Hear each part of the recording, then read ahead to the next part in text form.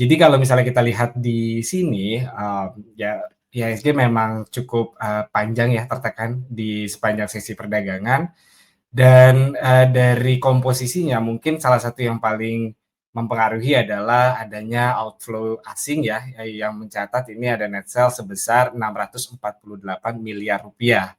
Dan kalau kita lihat memang saham-saham yang, terkoreksi adalah saham-saham yang memang berkapitalisasi pasar besar dan juga, saham-saham konglomerasi yang pada hari Senin kemarin kita bahas.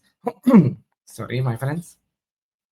Jadi, kalau kita lihat mungkin pada hari Senin my friends bertanya-tanya ya, waktu itu kita bahas, kalau misalnya nilai transaksinya ini menguat, maka bisa berpotensi mendukung penguatan pada IHSG. Nah, kalau kita lihat kemarin, ini nilai transaksi harian itu sampai Rp27 triliun nih, tapi kok, IHSG secara umum terkoreksi ya my friends. Kalau kita lihat komposisinya sebenarnya ada jawabannya. Jadi ternyata nilai transaksi yang signifikan di IHSG ini Rp8,8 triliun itu berasal dari transaksi, yang secara kebetulan memang dari saham-saham yang kita bahas pada pagi harinya ya my friends ya, ada Bumi, Dewa, BRMS, dan juga Inet.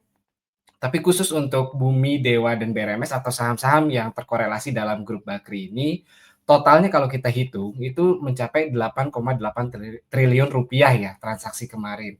Jadi memang kalau ditanya kenapa bisa turun, mungkin rupanya nilai transaksi yang besar di saham-saham yang kalau kita lihat top leaders-nya ini komposisinya majority di second liners dan third liners ini belum bisa untuk menampung, tekanan jual dari saham-saham yang memang berkapitalisasi pasar besar dan juga saham-saham konglo yang memang, sudah terapresiasi, cukup, beberapa waktu terakhir ya my friends ya. Dan kalau kita lihat, alasannya mungkin banyak sekali ya justifikasinya.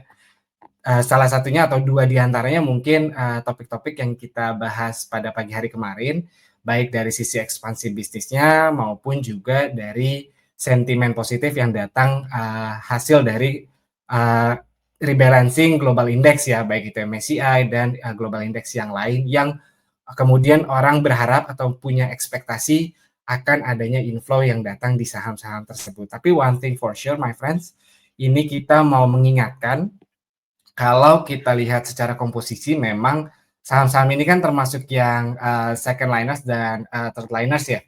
Jadi mungkin, secara alamiah atau sifatnya itu punya volatilitas yang relatif tinggi nih. Jadi mungkin buat my friends yang punya, profil risiko yang cukup ketat mungkin, tidak perlu terlalu agresif ya, terutama kalau kita lihat memang harga-harga sahamnya kan sudah terapresiasi cukup signifikan ya. Mungkin, bukan sesuatu yang aneh kalau misalnya nanti ada, normalisasi harga yang kemudian mendorong, tekanan jual yang lebih masif di saham-saham yang memang sudah menguat tadi.